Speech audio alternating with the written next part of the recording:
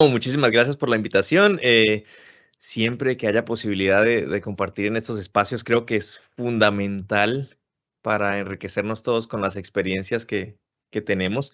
Y en especial esta que es muy bonita, pues porque a eso me estoy dedicando desde los últimos años.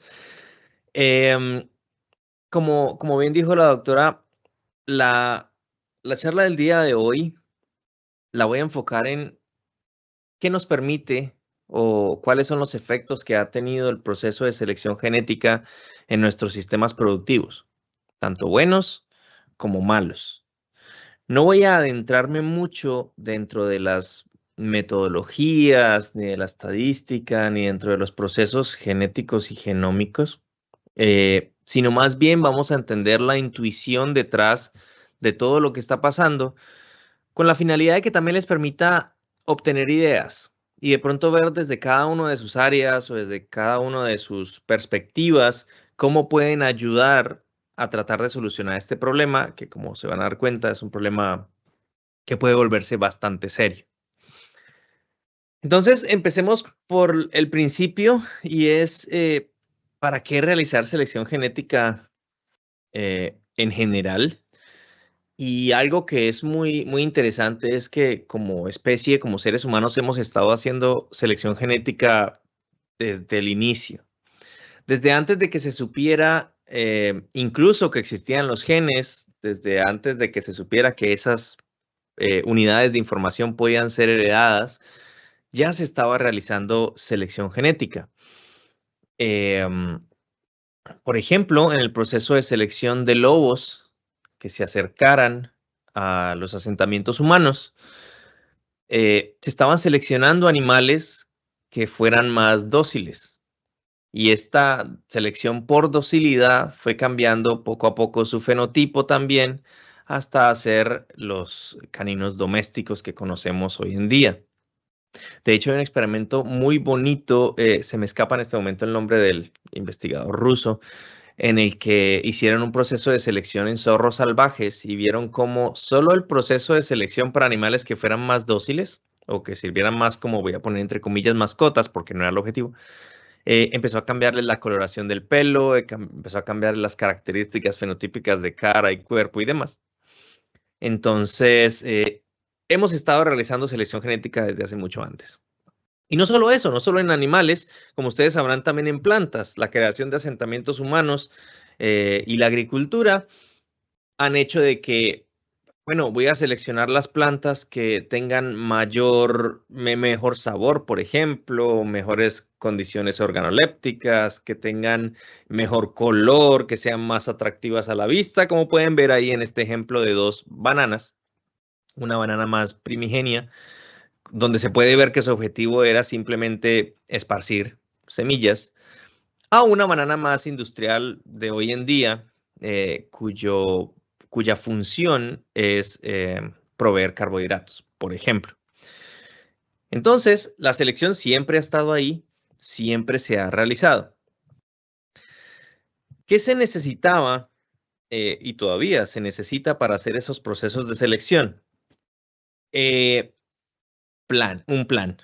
Saber qué quiero seleccionar y saber por qué lo quiero seleccionar. Una de las principales herramientas que se utilizaba para ello, y se utiliza aún, el pedigrí, que estoy seguro que muchos de ustedes conocen, y es simplemente un registro detallado, como lo pueden ver en este caso de este pedigrí, de este perrillo, eh, donde me muestra las relaciones filiales entre individuos en una población, ¿cierto? Yo puedo saber que el individuo X tiene esta madre, este padre, este abuelo, este tatarabuelo y así hacia atrás. Y luego, a través de la observación de ese pedigrí, yo puedo darme cuenta, o las primeras personas que empezaron a hacer este proceso se dieron cuenta de que había ciertas características que del abuelo pasaban al padre, pasaban al hijo. Había ciertas características que se mantenían y que se heredaban a pesar de las generaciones. Y eso obviamente empieza a llamar el interés de las personas que hacen procesos de selección. Puede ser por razones productivas, como que quiero animales más grandes, quiero gallinas que pongan más huevos, como también puede ser puras razones estéticas, como lastimosamente ha sucedido con los perros, con los caninos. Y tenemos animales ahora como los pugs, por ejemplo, que son animales que no están muy bien adaptados o su sistema respiratorio superior no funciona como debería debido a simplemente procesos de selección genéticos estéticos. Pero independientemente de la función, el proceso es el mismo. Se busca el objetivo que se quiere y luego a través de reconocer cómo esa información pasa eh, a través de los parientes hasta llegar al individuo que estoy evaluando, me permite determinar la heredabilidad del rasgo genético que quiero. ¿Está bien? Con estos dos primeros valores, yo ya podría empezar a obtener un valor genético estimado de ese animal, de ese individuo. Y ese valor genético estimado me permite hacer algo muy importante en todos estos procesos genéticos, que es rankear al animal. Entonces, dependiendo de qué tan valioso sea para el fenotipo que quiera, yo lo puedo poner en un ranking y decir, ok, estos son mis 3 mejores individuos, le siguen estos otros 3 y quedan estos 3 de últimos. Entonces, si quiero mover toda mi población hacia un mejor o menor valor de ese fenotipo que quiero, voy a escoger los 3 mejores individuos que tengo y esos son los que voy a reproducir. Todo cambia con el desarrollo del proyecto del genoma humano. Se descubre que existen la posibilidad de mapear completamente las secuencias de ADN que existen dentro de los individuos. Y esto abre una ventana grandísima. La introducción de la genómica nos dice que ya no me guío solo por lo que veo, sino me guío por asociaciones estadísticas y por evaluaciones de biología molecular. Eso obviamente trae unos logros importantísimos para todas las producciones vegetales o animales, y es la primera, que logro reducir el intervalo generacional. Es decir, yo puedo tomar una novilla y puedo hacerle un análisis genómico y ver cuál es su composición genética y cómo esa composición genética se relaciona a fenotipos de interés. Si yo hago eso, yo puedo decir, esa novilla la voy a seleccionar ya. ¿Por qué? Porque ya tengo conocimiento de su información. Si yo no tuviera información genómica, tengo que esperar a que ese animal se reproduzca, a que ese animal tenga crías, una gran cantidad de crías para poder determinar si es buena o no es buena madre. Bueno, para el fenotipo que me interesa en este momento. Entonces, así yo puedo elegir animales mucho más rápido, los puedo seleccionar mucho más rápido. Eso hace que me reduzca ese intervalo y pueda mover mucho más rápido mi población hacia el fenotipo que quiero. También, por obvias razones, me aumenta la precisión de la selección. Yo puedo evaluar o puedo escoger ese animal basado en la relación que tiene su carga genética o su valor genético con el fenotipo de interés. Y a pesar de que puede ser una relación baja o moderada, me da mucha más precisión que simplemente hacerlo por registros de pedigrí, por ejemplo, o simplemente por hacerlo por registros de mera observación. Entonces, logramos reducir el tiempo que es necesario para seleccionar animales, logramos aumentar la precisión necesaria para escoger de verdad a los mejores animales que yo tengo dentro de mi hato. Eso es un logro impresionante y ese logro ha llevado que, por ejemplo, se creen industrias completamente dedicadas al proceso de selección genética, a ese proceso de creación de índices de selección y de almacenamiento y manejo de material genético. Pongo 2 ejemplos, pero como estas hay muchas. PIC, una empresa que se encarga del trabajo con porcinos, y Hendrix Genetics, que trabaja, solo voy a comentar del área de la línea genética de pavos y de avicultura, pero sé que tienen otras especies y manejan otro tipo de especies genética. Entonces, hay industrias que se encargan de investigar y ver cuáles son las necesidades del mercado, de recabar esa información, de utilizar animales, de crear poblaciones de referencia y de seleccionar animales que estén mejor, con mejor valor para el fenotipo de interés que yo tengo. Es decir, yo puedo ir a PIC y comprar genética porcina. Puedo comprar semen porcino para mejorar mi finca o mi granja en X o Y parámetro. Con aves y con pavos en particular, el proceso es un poquito distinto porque yo no tengo acceso a las bases, a las abuelas, a los animales con las cargas genéticas seleccionadas, sino que lo que me venden ya son animales híbridos. Ya me venden un producto que es un animal híbrido que está listo para poner en granja y que empieza su vida productiva y termina su ciclo y termina, por ejemplo. Ahora, teniendo en cuenta toda esta revisión inicial, vamos a ver cómo ha impactado este desarrollo genético en los sistemas pecuarios.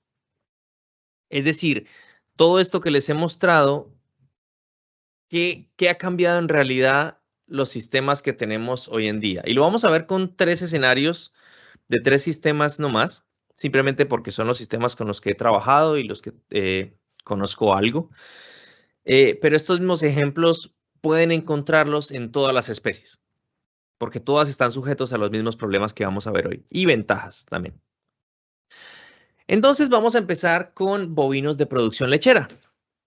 En bovinos de producción lechera, y nos vamos a enfocar únicamente en el mejoramiento de producción láctea.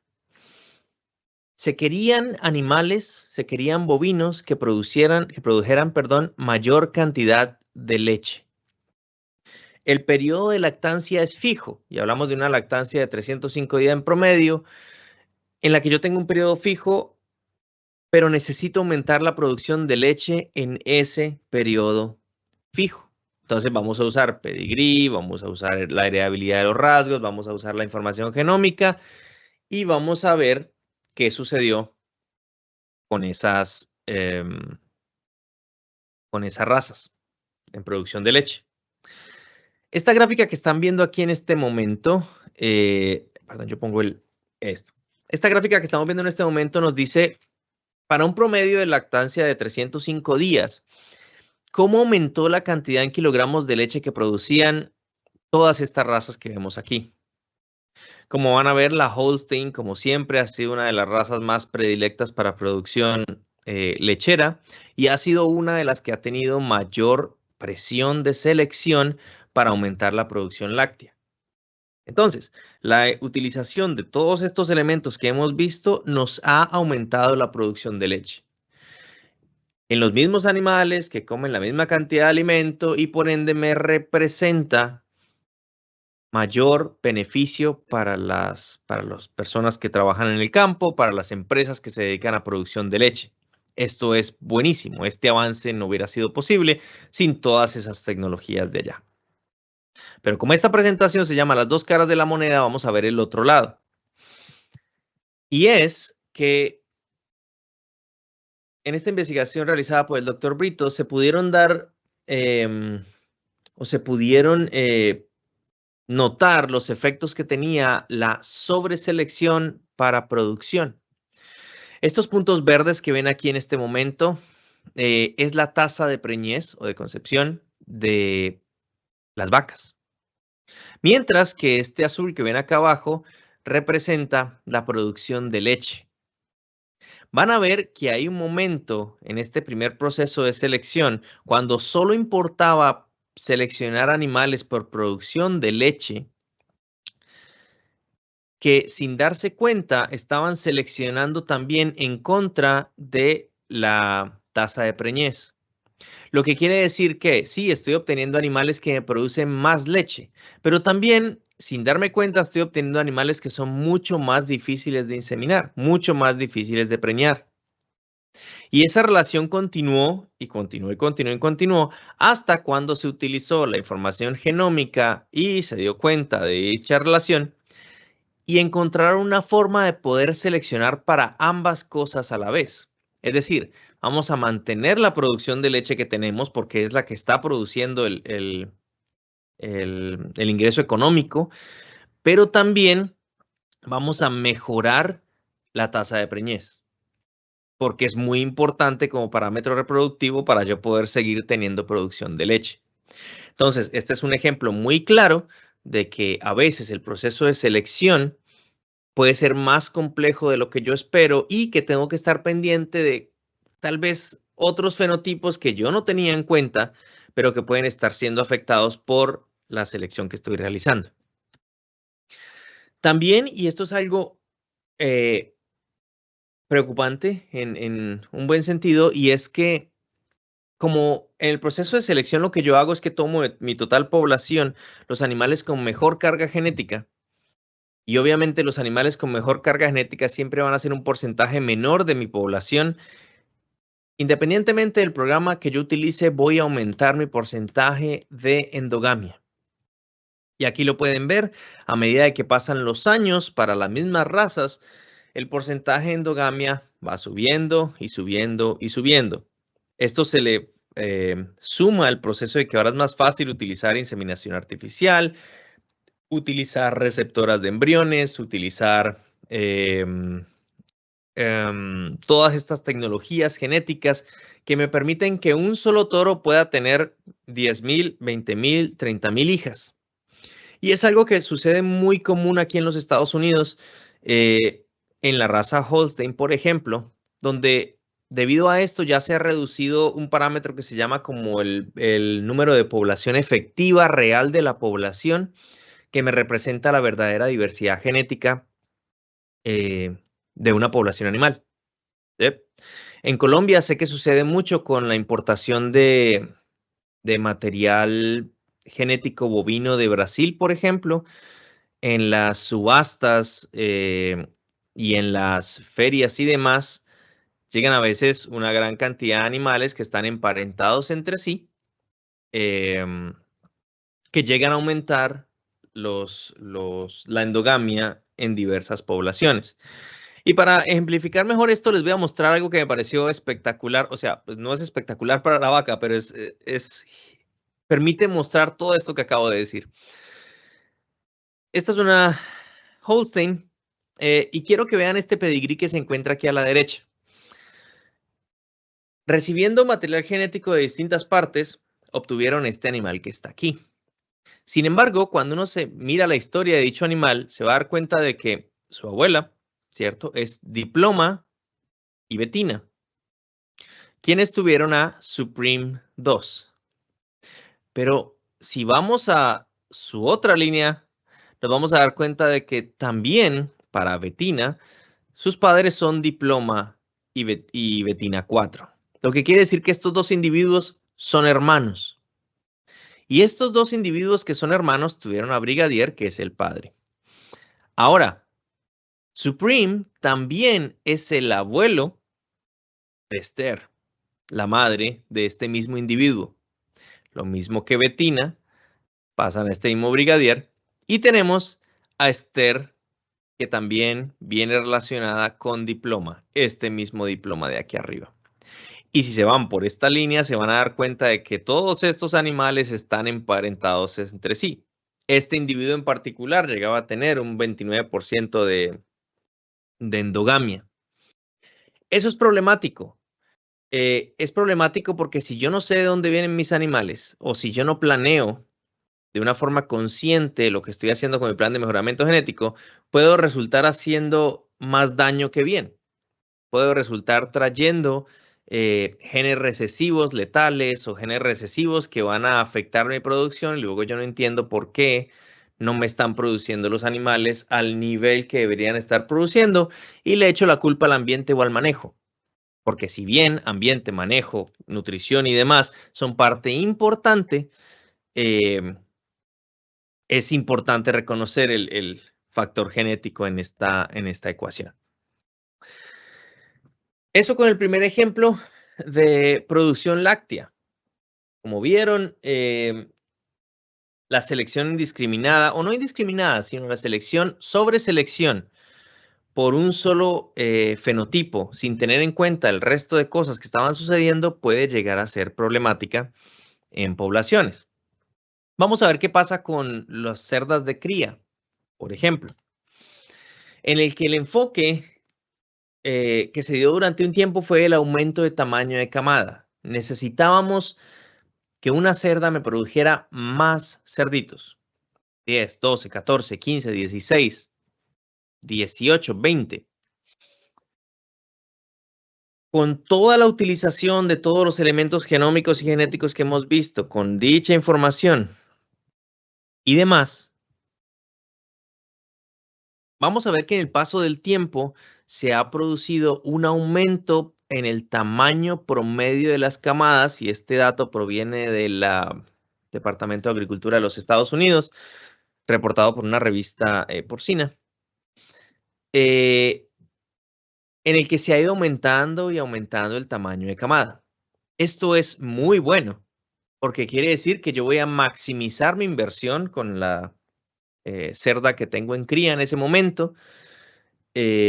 Voy a producir más crías, voy a tener el potencial de vender más carne y tengo animales que son mucho más eficientes, que era lo que buscaba el proceso de selección por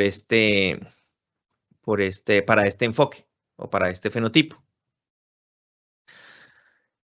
Y esto se puede notar en el mismo censo que realiza el mismo Departamento de Agricultura de los Estados Unidos con la cantidad de reproductoras disponibles.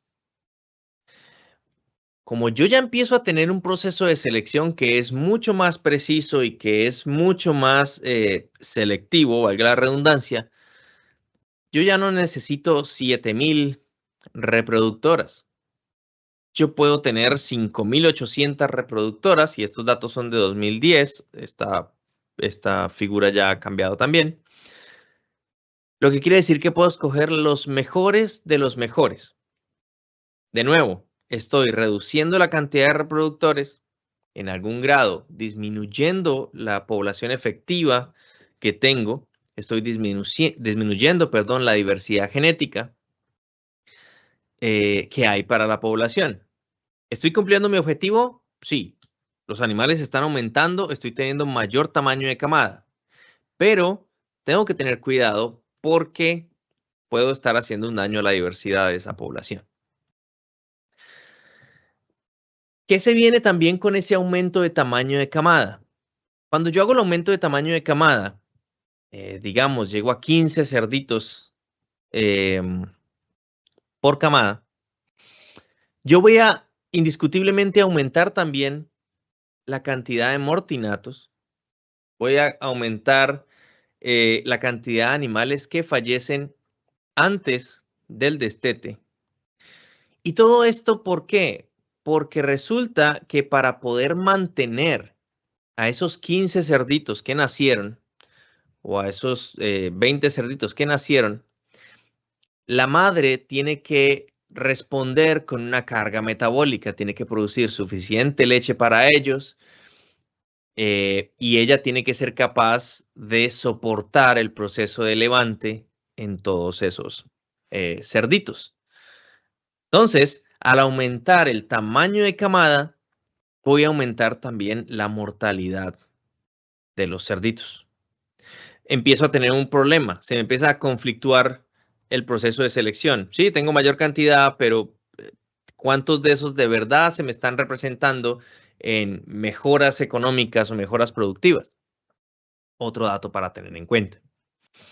También, otro efecto que también es importante aquí es que a medida de que las pariciones van aumentando, en el caso de las cerdas, el número de cerdos nacido vivo bajo este mismo esquema disminuía por el mismo efecto que les acabo de comentar. A pesar de que las hembras se volvían mejores madres, entre comillas, a medida que iba pasando el tiempo, como es normal, animales primerizos, no se espera que desteten tan bien como animales más experimentados, pero seguíamos teniendo esa misma relación.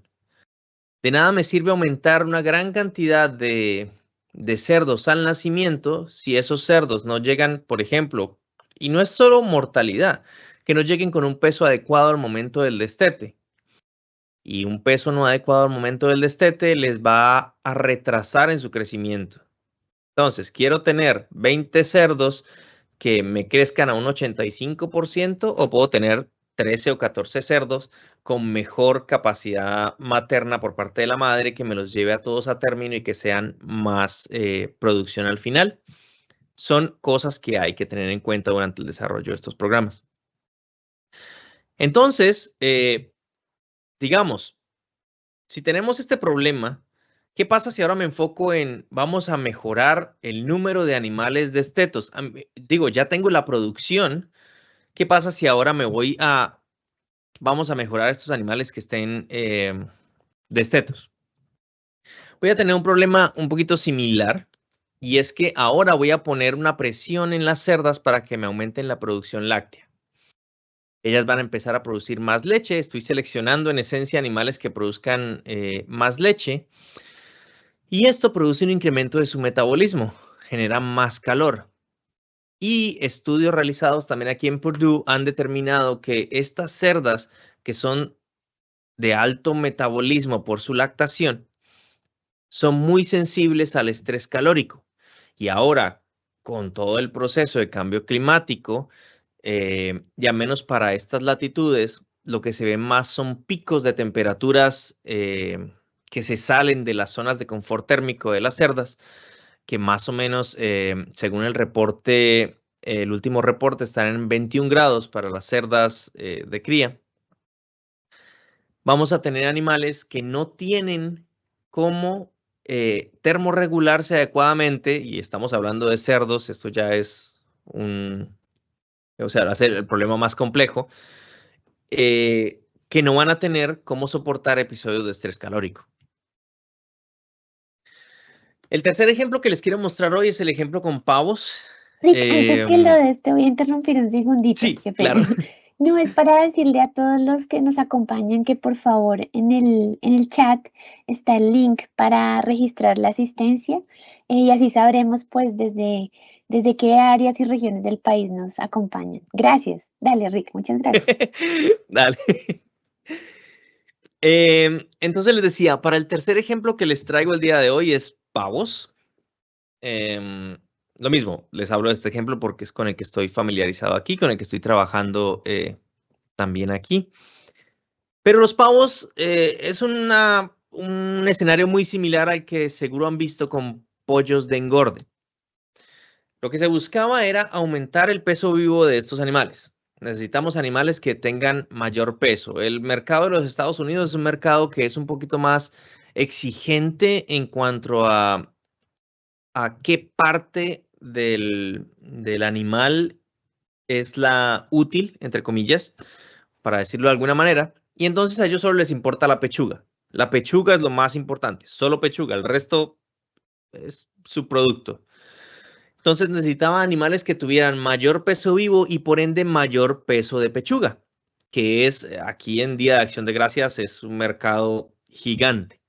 Pero este mismo ejemplo pueden aplicarlo a pollos de engorde, por ejemplo. ¿Qué se logró? Se logró incrementar la velocidad de crecimiento de estos animales.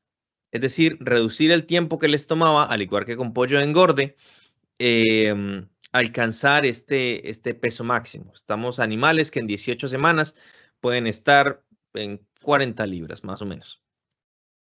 Se logró mejorar la conversión alimenticia, es decir, hacerlos más eficientes para que puedan aprovechar mejor lo que están consumiendo. Como les decía, se logró mejorar la producción de pechuga, que es la parte más importante, la parte más valiosa para este mercado.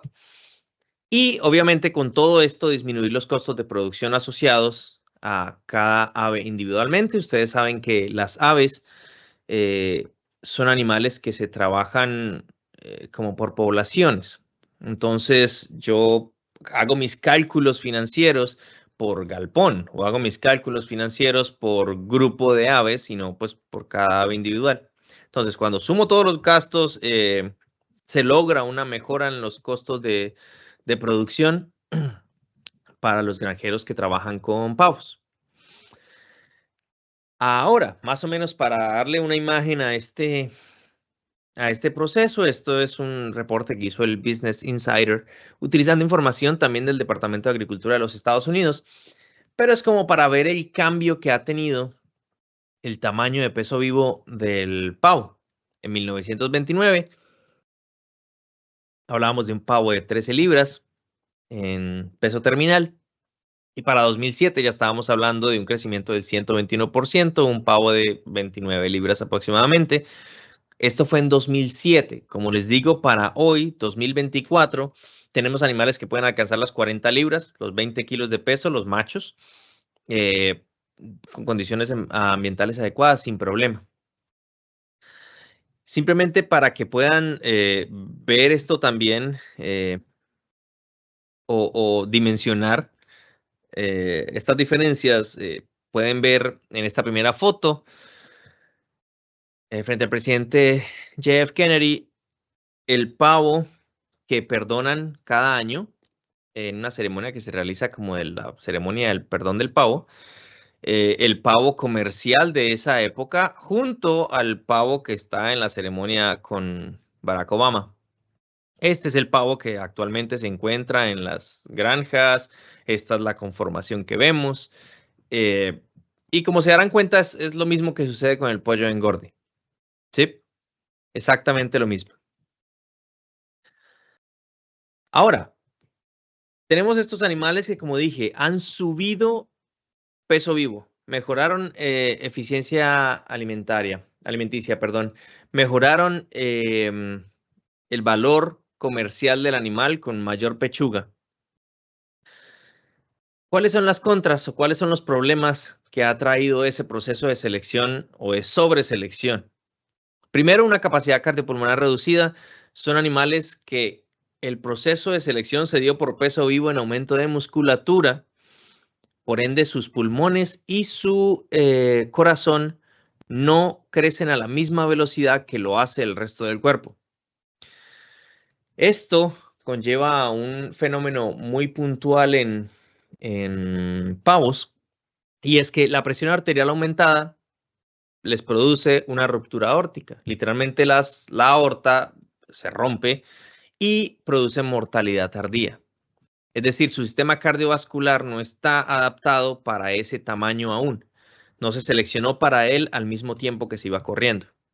También problemas musculoesqueléticos, como es obvio, por las mismas razones, aumento de peso, no selección por mejor disposición de estos huesos, van a llevar a problemas en el caminar. Y voy a ahondar un poquito más en eso más adelante. También problemas de pododermatitis. Si bien la pododermatitis es un problema infeccioso o relacionado con entes infecciosas, hay cierto componente genético en la reacción inmune de estos animales. Entonces empiezo a tener problemas porque hay sobreselección hacia un lado, pero todo lo demás está retraído, todo lo demás está sin seleccionar.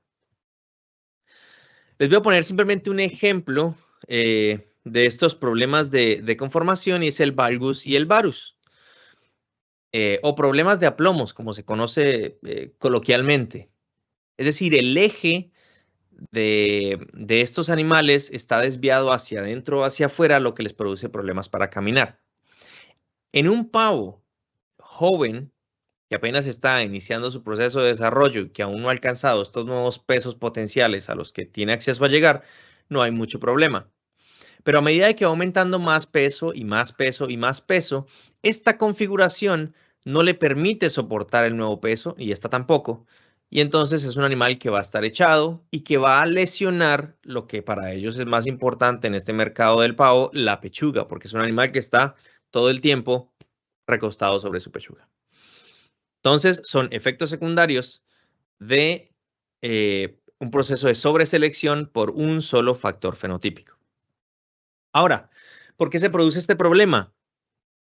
Dentro de genética hay un término que se llama la pleiotropía y es simplemente que un marcador genómico de interés que yo tenga, un SNP, está relacionado con múltiples fenotipos, perdón.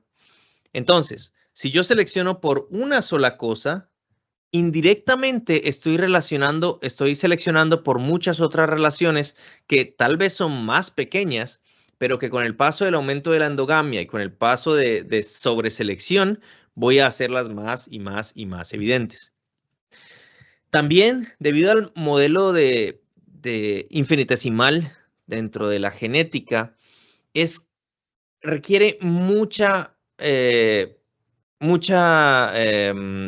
máquina muy potente intentar encontrar todas estas relaciones. En este momento nosotros trabajamos con servidores de alta computación y aún así toma mucho tiempo realizar o identificar genes asociados con X o Y fenotipo. Entonces, esto hace que el proceso sea complejo, o sea, no se produce porque simplemente obviaron o no quisieron ver el problema, sino porque es un problema que es complejo y que requiere herramientas para solucionarlo. ¿Cómo podremos solucionarlo? En este momento estamos trabajando en y no solo nosotros, también otras personas en distintas partes del mundo están trabajando en un sistema que nos permite utilizar las mismas herramientas genéticas que tenemos disponibles hoy en día para la selección. Es más o menos este ciclo. Nos vamos a identificar nuevos fenotipos de interés que estén relacionados a bienestar animal. Por ejemplo, animales que caminen mejor con los pavos, y ahora hablaré un poco de eso rápidamente. Este paso es importantísimo. Me voy a intentar determinar cuál es la relación de ese nuevo fenotipo de bienestar animal con los parámetros productivos, tanto genética como fenotípicamente. ¿Por qué es importante esto? Porque si no, vuelvo y hago el mismo problema. Sobreselecciono ahora para un rasgo de bienestar animal que puede estar unido o puede estar relacionado con otro rasgo que va a ser problemático en el futuro.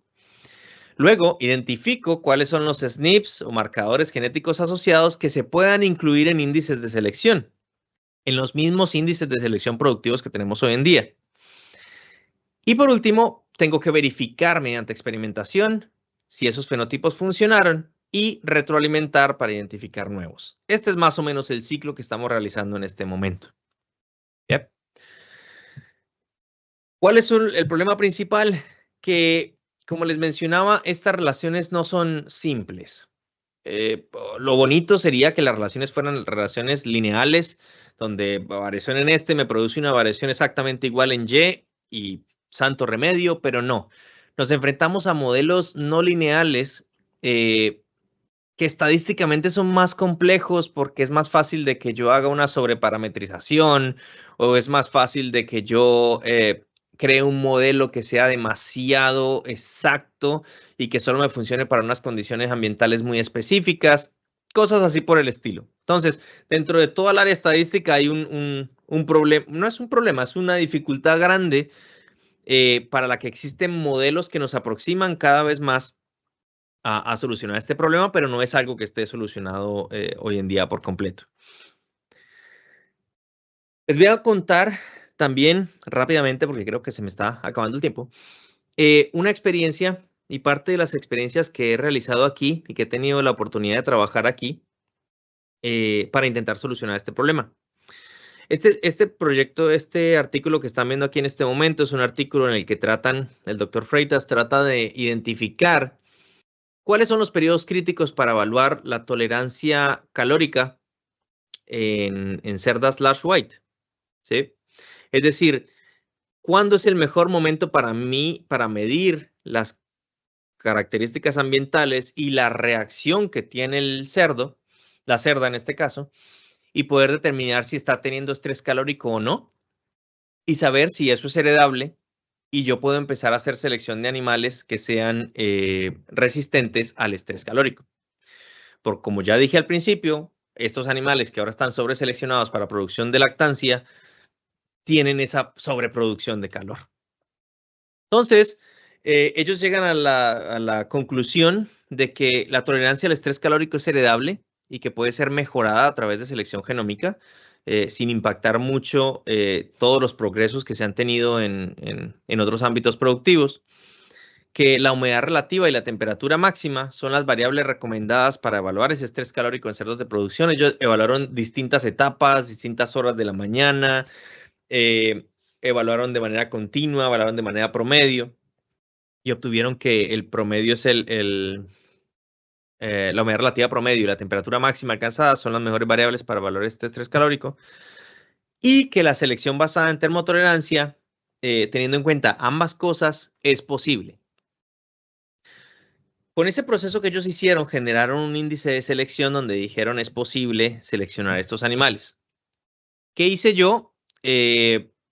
Como se dan cuenta, estamos pasando por estas primeras etapas en las que se identifica que el estrés calórico es un nuevo fenotipo que se mide a través de, en este caso, temperatura vaginal, que eso está relacionado con los parámetros productivos. Identificaron cuáles eran los marcadores asociados a esos fenotipos y luego lo incluyeron en índices de selección. Nos queda faltando una etapa, verificar si en realidad, bajo parámetros productivos o al menos simulados dentro de la producción, esto funciona o no. Esa parte tuve el placer de hacerla yo, de tomar estos animales, todas estas cerdas que ustedes están viendo aquí, son cerdas que fueron seleccionadas genéticamente en dos líneas divergentes. Unos animales que están seleccionados para ser más termotolerantes y otros para ser más termosensibles, por así decirlo de alguna manera. En esencia es simplemente tomar el índice o el ranqueo que hicieron de estos animales y escoger los primeros y los últimos. Y estos fueron los animales que se reprodujeron. Esta es la F1 de ese índice de selección.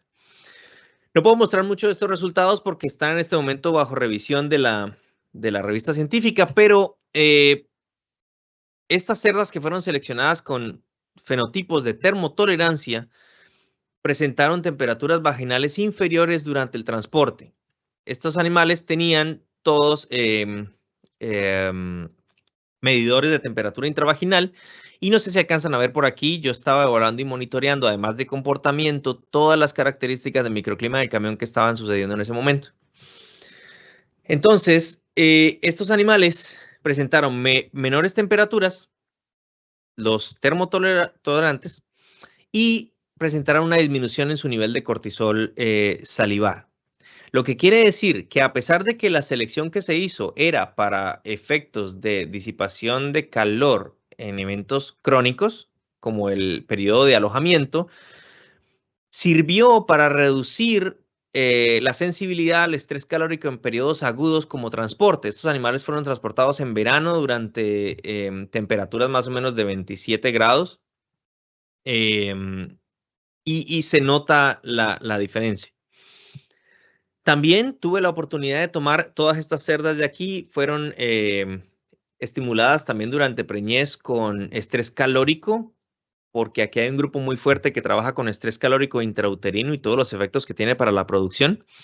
Entonces yo tomé todos los cerditos, 280 cerditos que nacieron de estas cerdas, y tuve la oportunidad de evaluar qué tanto diferían los animales que eran seleccionados para ser tolerantes de los animales sensibles. Definitivamente los cerdos termotolerantes presentaron aumento de peso vivo y de eficiencia alimenticia. Lo mismo, no puedo presentar mucho de estos, de los resultados y demás, porque están bajo revisión también, pero creo que de pronto para el próximo congreso de la Organización Americana de Ciencia Animal, vamos a publicar parte de estos resultados. También en esa parte de validación fue lo que pude realizar, pero también en la parte de identificación de nuevos fenotipos y de evaluar la estructura genética en distintos animales de producción, tuve la oportunidad de hacer un estudio con pavos en el que queríamos comprender la arquitectura genética de la habilidad de la marcha en pavos. ¿Por qué habilidad de marcha? Porque es un indicador que es más fácil para evaluar por parte del productor. y que le permite identificar animales que van a tener problemas rápidamente cuando lleguen al peso adecuado. Lo que pudimos identificar, y esto es un paper que ya está en el Poultry Science, es que el peso vivo, los fenotipos del peso vivo están asociados a la habilidad de la marcha. Animales que son más pesados por obvias razones son animales que presentan, a menos estadísticamente, mayor probabilidad de tener problemas al caminar, que es algo bastante evidente, pero también de que el peso vivo está relacionado al metabolismo energético lipídico.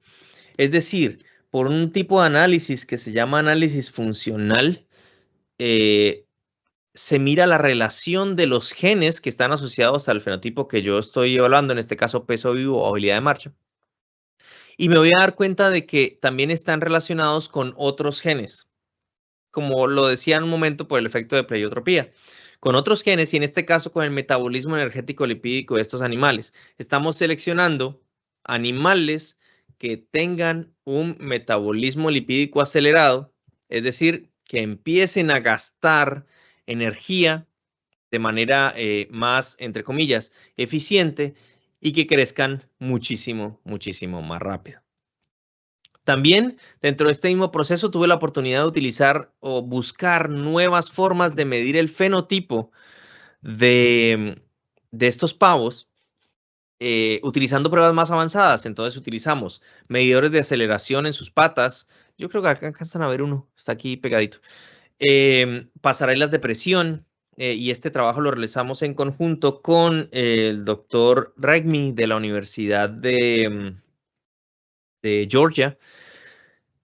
También evaluar metabolitos sanguíneos, es decir, la relación de calcio, fósforo, vitamina D de estos animales, la dureza ósea, poder medir la fuerza de la tibia de estos animales. Y la idea es poder tener una descripción mejor del fenotipo que estamos evaluando para luego poder proponer un indicador que puede ser incluido en índice de selección y que luego vayamos a hacer el proceso de probar qué tal funciona dentro de condiciones comerciales.